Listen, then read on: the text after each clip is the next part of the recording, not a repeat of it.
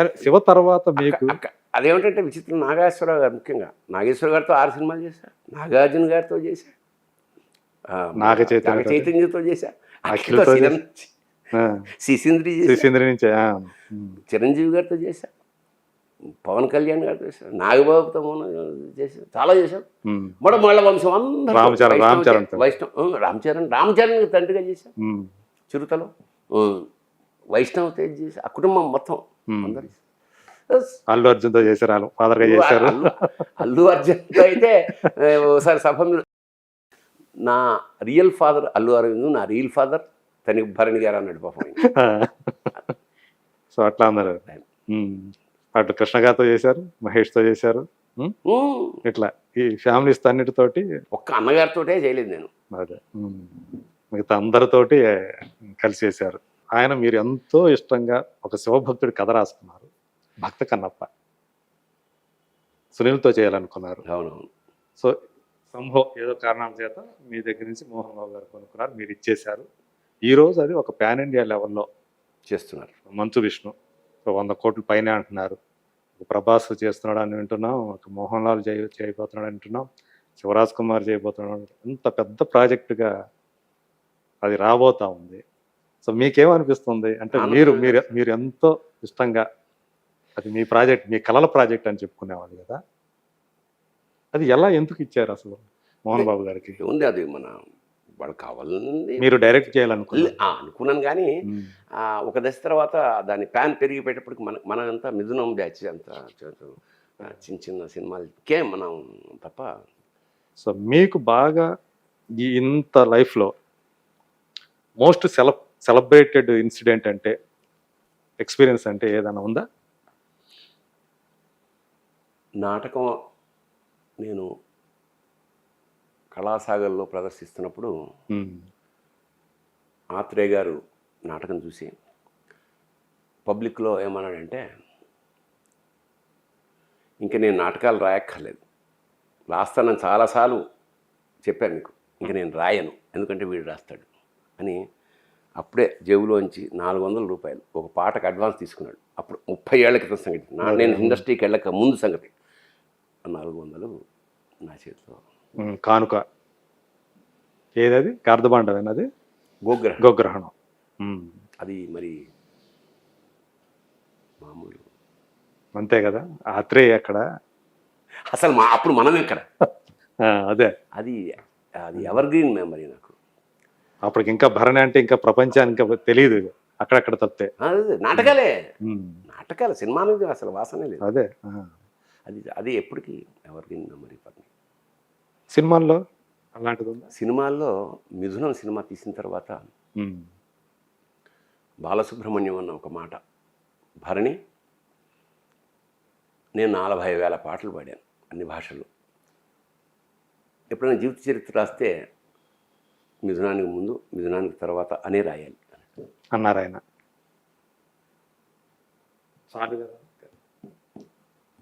అంటే ఒక దర్శకుడుగా, ఒక రచయితగా మీకు లభించినటువంటి గొప్ప కాంప్లిమెంట్ అది.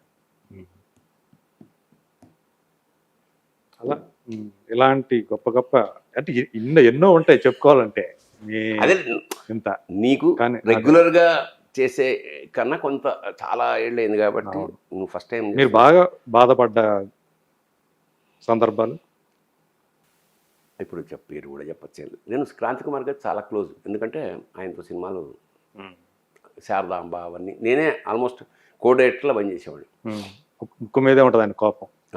బట్ నన్ను చాలా అదే ముందన్నాడు. నేను అడిగాను, నా ఫస్ట్ రాడపల్లి గారు పరిచయం చేస్తున్నాయా, అక్కడ తిరుగుతూ ఉంటాడు ఆయన అంటే, బోన్లో సింహంలాగా ఉన్నాడు, వద్దు సార్ నాకు పరిచయం ఉంది, ఏముంది నాకు సినిమా ఏమవుతుంది పోమన్నా.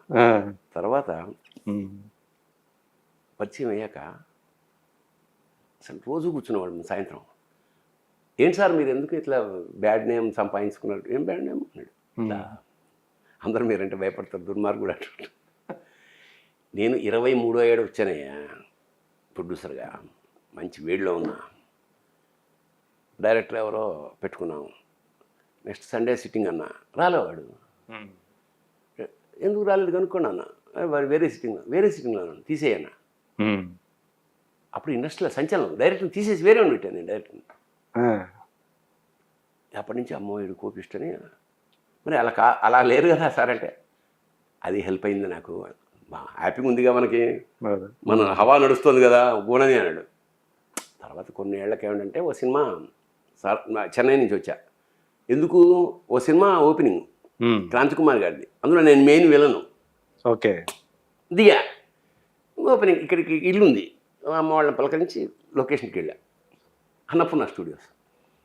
కారు పక్కన దిగా, కేఎస్ రామారావు గారు పక్కన. ఏమయ్యా భరణి ఏంటి, అది క్రాంతి గారి సినిమా కదా సార్, నేను మెయిన్ విలను. అతను ఆశ్చర్యంగా చూసి పక్కకి పిలిచి, ఏమనుకోకు నాకు తెలుసు, నువ్వు కాదు మెయిన్ విలను, నువ్వు అసలు వేషమే లేదు నీకు అన్నాడు. ఉమ్, ఇప్పుడు నేను ఓపెనింగ్కి వెళ్ళాలా వద్దా, ఉమ్. మీకేమో ఎలాంటి సమాచారం లేదు.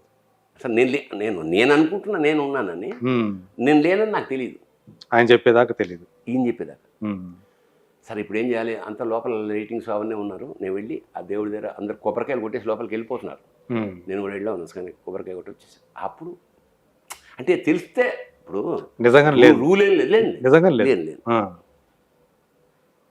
ఎందుకో తెలియదు, తెలియదు, ఇప్పటికి తెలియదా అసలు? తెలియదు.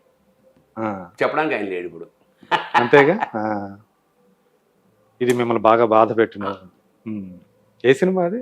తెలియదు సార్, మనకు తెలియదు అసలు ఆ సినిమా కూడా, అది బ్రెయిన్ నుంచి తీసేశారు. ఆ చిప్పులు దాన్ని. అది అంటే అనిపిస్తుంది కదా, అరే ఇప్పుడు మణిరత్నం గారు చెప్పాడు నువ్వు వర్కౌట్ కాదని, మనం కొంచెం అది మన కర్మ అనుకో, అది బాధ కాదు. అదేలే, డైరెక్ట్ చెప్పేశాడు కాబట్టి ఇబ్బంది లేదు. ఇది బాధ కదా. అట్లాగే మీ గురువు గారు కాకుండా ఎవరు మీకు గ్రేట్ క్లాస్ అనిపించింది పోయినప్పుడు? నాకు బాపు గారు అంటే చాలా ఇష్టం అండి. ఆయన అంటే చిన్నప్పుడు నేను బాపు గారిలాగా రాస్తా, అంటే చిన్నప్పుడు నేర్చుకున్నా. ఆయన శంకుతీర్థం, చక్రవాకం లాంటి బొమ్మలు వేస్తారే, అవన్నీ కట్ చేసి దాచుకునేవాడిని. ఆర్టిస్ట్గా, డైరెక్టర్గా బాబా ఇంత రియలిస్టిక్గా నాతో చేయించాడు ఆయన. అన్నిటికన్నా గొప్ప విషయం ఏంటంటే భాగవతంలో నా చేత కలిపురుషుడు చేయించాడు. ఈటీవీకి చేసింది ఇలా వాళ్ళిద్దరు బాపు రమణ వాళ్ళిద్దరు. సో వాళ్ళిద్దరితో 4 ప్రయాణం చేశాను. అది దేశానికే నష్టం ఆయన వెళ్ళిపోవడం. కానీ అప్పుడు నేను గ్రేట్ ఆర్టిస్ట్ అండ్ డైరెక్టర్. అసలు రమణ గారు వెళ్ళిపోయాక ఓసారి వెళ్ళాను రామరాజ్యం దగ్గరికి. సార్ బాగున్నారా సార్? ఏం బాగుంటానయ్యా, గోడ లేదు, బొమ్మ ఎక్కడ పెట్టమంటావు నన్ను అన్నాడు. ఇంకా లాస్ట్ది ఒక అద్భుతం చెప్పేసి మనం ఏంటంటే, నేను విన్నా వరా ఎవరో చెప్పారు,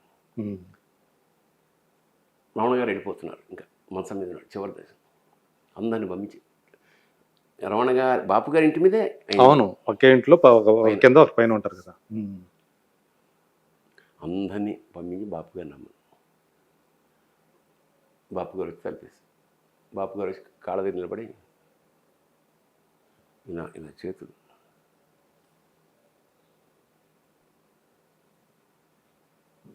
ఓకే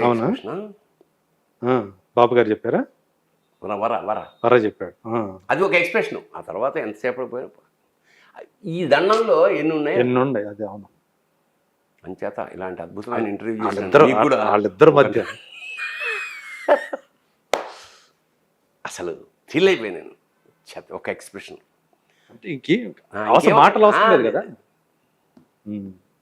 చివరి క్షణాల్లో తన అనుంగు మిత్రుడు, తన ఇద్దరు ఒకటే, తన బావమరిది అంతే ఒకటే. అవును, ఇద్దరు ఒకళ్ళే కదా. శివకేశవులు అంటారా, కృష్ణార్జునులు అంటారా, ఏమైనా బాపు రమణులు అంటారా. బాపు రమణ